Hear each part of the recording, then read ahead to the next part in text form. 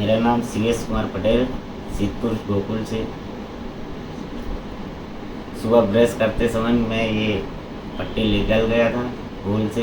अभी मैं डॉक्टर के पास आया, डॉक्टर ने निकाले, मेरी तबीयत कंप्लीट है। तो भाई ब्रश करते वक्त निकल गया था इसको अंदर, तो इसको यहाँ पाटन हम डॉक्टर के पास आए थे, हितेश पंची वाले के पास, तो उन्होंने दूरबीन से इसको अंदर से चेक करके निकाल दिया। એની ઉંમર 25 વર્ષની છે। એ આજ સવારે બ્રશ કરતાં કરતાં ઉલ્લું ગળી ગયેલા એટલે ઉલ્લું ગળ્યા પછી એમને પેટમાં દુખાવો પડ્યો। તો એ પછી ત્યાં લોકલ ડૉક્ટર પાસે ગયા, તેમણે એક્સરે કરાવ્યો। તો એક્સરેમાં આપ જોઈ શકો છો કે આ જે ટંગ ક્લીનર છે, આ ટંગ ક્લીનર આપણને પેટમાં હોજરીમાં દેખવા મળે છે।